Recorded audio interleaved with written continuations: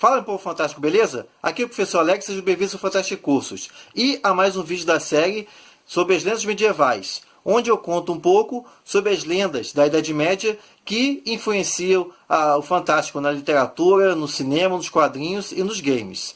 E no vídeo de hoje, uma das lendas mais conhecidas do período, o Rei Arthur.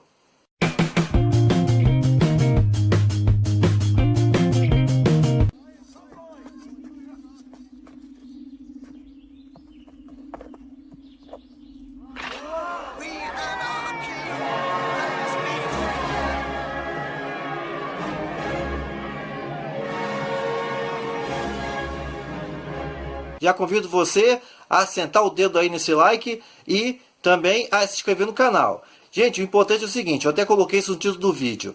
Rei Arthur, lenda ou realidade? Quando a gente está falando de Rei Arthur, é importante ter em mente o seguinte, existem na verdade dois personagens que a gente poderia chamar de Arthur.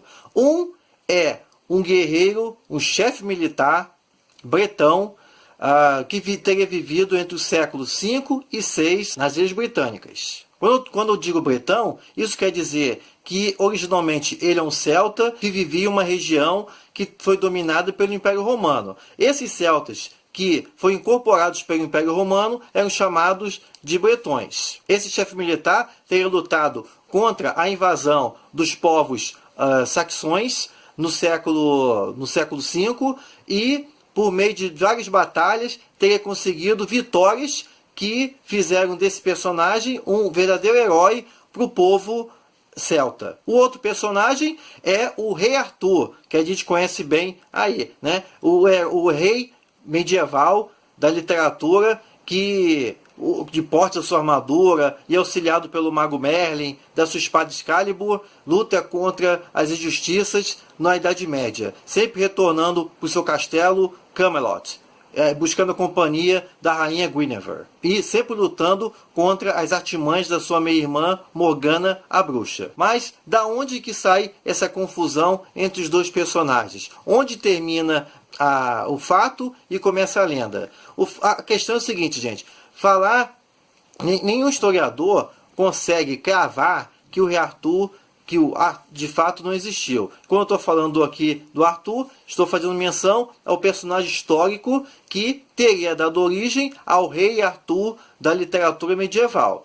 E essa confusão começa pelo seguinte, os primeiros registros sobre Arthur começam ainda entre os séculos 6 e o século 9, por meio de monges ingleses e monges galeses. Por exemplo, São Gildas, que no século 6 descreve a vitória de um líder militar, aí o nome de Arthur não é mencionado, a vitória de um líder militar contra os invasores saxões. Outro escritor, ligado também à Igreja Católica da época, era o venerável Beda, que no século 8 também deixou registros sobre os reis da Bretanha. Quando eu estou falando aqui da Bretanha, estou falando da ilha em que se encontra hoje a Inglaterra, a Escócia e o País de Gales.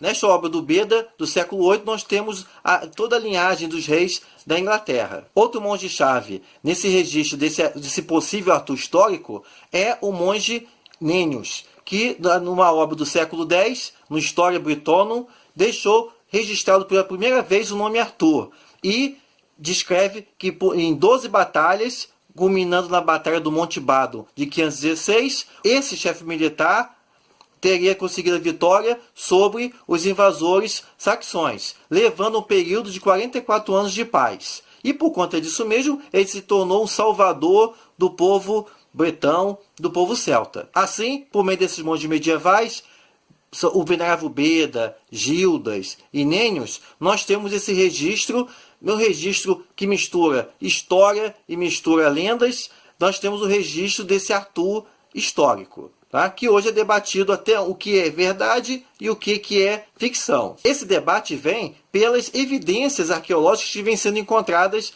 na região onde esse personagem, esse Arthur, teria vivido. O principal é num castelo, numa fortificação medieval chamada Tintagel, que fica no sudoeste da Inglaterra, na região de Cornwall. Lá, de acordo com a lenda, Arthur teria nascido da união entre o rei Uther Pendragon, que teria seduzido a Igraine, esposa do duque de Cornwall, e dessa união saiu o Arthur. Arthur, então, é levado por Merlin, que é entregue a um cavaleiro, e esse cavaleiro cria Arthur como se fosse o próprio filho. Em determinado momento, quando o jovem já está na idade de se revelar, isso é típico da jornada do herói, né?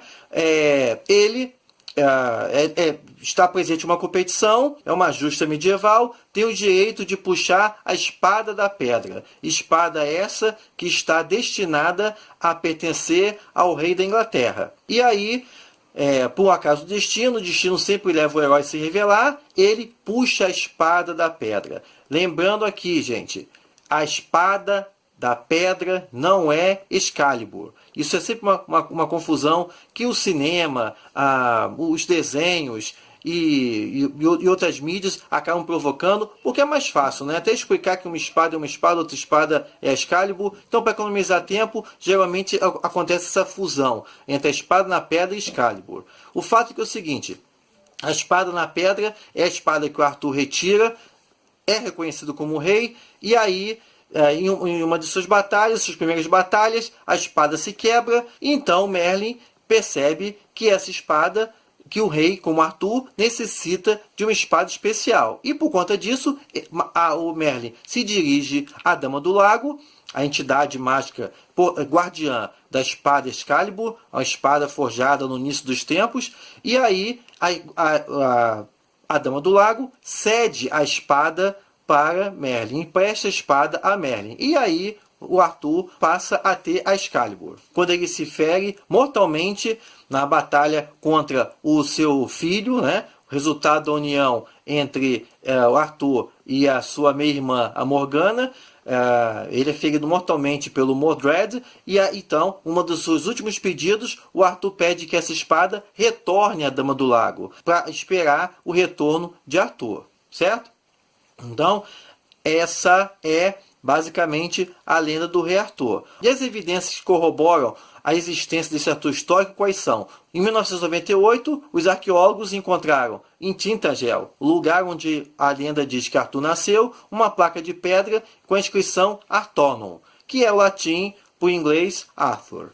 E aí, junta-se a isso o fato de que em 2016 se encontrou nas escavações desse mesmo lugar em Tintagel uma fortificação que teria pertencido a um líder militar do século V, ou seja, condizente com o mesmo período onde, segundo a lenda, Arthur teria nascido e se tornado rei. E onde surge o personagem Rei Arthur, o rei medieval, portador da armadura e da espada do poder? Dos registros, que eu já comentei, do Bedas, do Gildas e do Nennius, um monge galês de nome Geoffrey of Monmouth escreveu em 1136 uma obra chamada História dos Reis da Bretanha, onde ele amarra todas as informações da tradição oral que já vinha sendo registrada pelo Gildas, pelo Beda e pelo Nennius, e aí que somos apresentados aos elementos que conhecemos hoje da lenda, ao rei Arthur, como ele foi concebido por meio da magia do mago Merlin, que fez com que o seu pai, Uther Pendragon, assumisse a forma do duque da Cornualha para assim seduzir a Igraine, e dessa união saiu Arthur, e também somos apresentados ao mago Merlin, como o Merlin, ele, um druida, ele se torna o tutor, mentor de Arthur, e é muito interessante a gente perceber, gente, essa fusão, porque, vamos lembrar, é uma lenda que vinha sendo registrada por monges ligados à Igreja Católica, ou seja, o Arthur é um rei católico, mas que tem como mentor um druida, que o Merlin está ligado justamente a essa casta religiosa dos celtas, certo? Então, a partir dessa tradição oral que vinha sendo registrada, o Geoffrey reescreve a história arturiana já dentro da perspectiva da Idade Média. Vamos lembrar que a obra é de 1136 é a Idade Média da Inglaterra. Idade Média, quando eu falo aqui, no sentido desse imaginário que a gente liga à Idade Média, de cavaleiros, de castelos, começa a partir do século XI.